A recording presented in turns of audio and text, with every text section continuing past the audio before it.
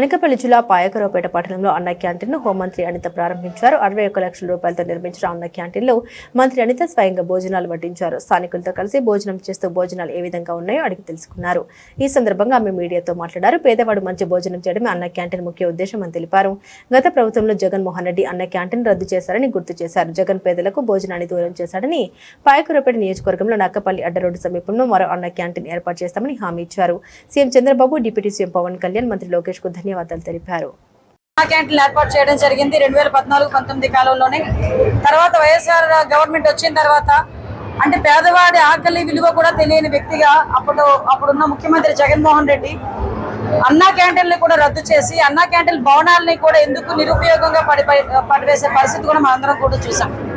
కానీ తిరిగి ప్రతి పేదవాడు కూడా 3 పూట్ల భోజనం చేయాలి, కంపల్సరీగా సమసమాజ స్థాపన అనేది జరగాలి, ప్రతి ఒక్కరు కూడా కడుపు నిండా భోజనం చేయాలన్న తపనతో గౌరవ ముఖ్యమంత్రి గారు ఇంతకు ముందు మున్సిపాలిటీ ఏరియాస్ లోనే అన్న క్యాంటీన్లు పెట్టిన అంటే పట్టణాల తాలూకా పేదరికాన్ని దృష్టిలో పెట్టుకుని ఆ రోజు ఆ కార్యక్రమాన్ని చేపట్టినా కూడా ప్రతి ఒక్క రూరల్ మండలాల్లోని కూడా ప్రతి ఒక్క రూరల్ నియోజకవర్గాల్లోని కూడా ఈ అన్నా క్యాంటీన్లు ఏర్పాటు చేయాలి అని చెప్పి రీసెంట్ గా 2వ విడతగా 63 అన్నా క్యాంటీన్లు ఏర్పాటు చేయడం జరిగింది. అందులో భాగంగానే పాయకరావుపేట నియోజకవర్గానికి పాయకరావుపేట మండలంలో ఈ అన్నా క్యాంటీన్ కూడా ఏర్పాటు చేయడం జరిగింది.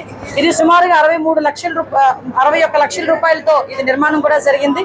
ఓవరాల్ గా అడ్మినిస్ట్రేటివ్ శాంక్షన్ 63 అన్నా క్యాంటీన్లకి కూడా దగ్గర 38 కోట్ల రూపాయలు ఈ రోజు వెచ్చించడం జరిగింది. అయితే అన్నా క్యాంటీన్ ఏర్పాటు చేయడమే కాకుండా ఇక్కడ అన్ని ఫెసిలిటీస్ ఇవ్వాలి, శుభ్రమైన భోజనం పెట్టాలి, ఏదో హైజీనిక్ లేకుండా ఇలా శుభ్రం లేకుండా భోజనం పెట్టే పరిస్థితి రాకూడదు అని ఎంతో ప్రతిష్టాత్మకమైన మనకి ఈ అక్షయ పాత్ర వాళ్ళని కూడా ప్రత్యేకంగా దీనికి ఎండార్స్ చేసి ఇక్కడ భోజన ఏర్పాట్లు కూడా వాళ్ళకి అప్పచెప్పడం జరిగింది. ఓవరాల్ గా ఈ రోజు ఎవరైనా పేదవాడు ఇక్కడ పాయకరావుపేట హెడ్ క్వార్టర్ అనేసరికి ఎలా ఉంటుందంటే చుట్టుపక్కల రూరల్ ఏరియా నుంచి మార్నింగ్ అయ్యేసరికి ఏ పనుల గురించో లేకపోతే ఏ షాప్ ఏదైనా వ్యాపార నిమిత్తమో లేకపోతే ఏదైనా కొనుక్కోవడానికి దేనికో దానికి రూరల్ ఏరియాస్ నుంచి చాలా మంది వస్తుంటారు. చాలా మంది ఇక్కడ దినసరి కూలీలు చేసుకునే వాళ్ళు చాలా మంది ఉంటారు.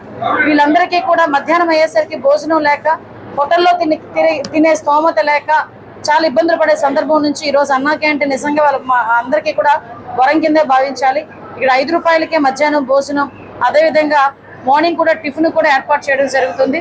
ఒక ఆదివారం తప్పించి సోమవారం నుంచి శనివారం వరకు కూడా ఉదయం మార్నింగ్ టిఫిన్ 7:30 నుంచి 9:30 వరకు టిఫిన్ అవైలబిలిటీలో ఉంటుందండి. అదేవిధంగా లంచ్ కూడా 12 గంటల నుంచి 3 గంటల వరకు కూడా లంచ్ అవైలబిలిటీలో ఉంటుంది.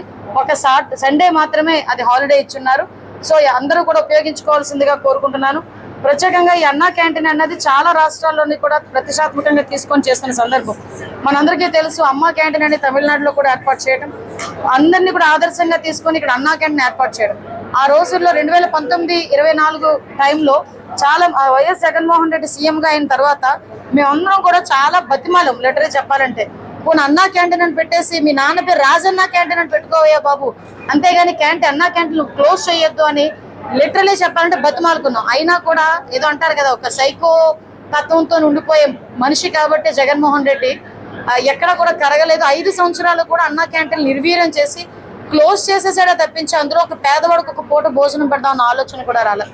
ఈరోజు ప్రత్యేకంగా దీని మీద దృష్టి పెట్టడమే కాకుండా గౌరవ ముఖ్యమంత్రిగా దీన్ని ప్రతిష్టాత్మకంగా తీసుకొని ఈ కార్యక్రమం నిత్యం కూడా జరగాలన్న ఉద్దేశంతో ఈ కార్యక్రమాన్ని ఏర్పాటు చేసినందుకు ప్రత్యేకంగా గౌరవ ముఖ్యమంత్రి గారికి, గౌరవ ఉప ముఖ్యమంత్రి గారికి, నారా లోకేష్ గారికి కూడా ప్రత్యేకంగా నేను ధన్యవాదాలు తెలియజేసుకుంటూ ఇంకొక అన్నా క్యాంటీన్ కూడా నేను సారి రిక్వెస్ట్ చేస్తున్నా, అది నక్కపల్లి అడ్రోడ్ సెంటర్ దగ్గర ఇంకొక అన్నా క్యాంటీన్ ఏర్పాటు చేయడానికి కూడా మీ సన్నాహాలు చేస్తున్న మధ్య త్వరలో దాన్ని కూడా ఓపెనింగ్ చేసుకుంటాం. Thank you.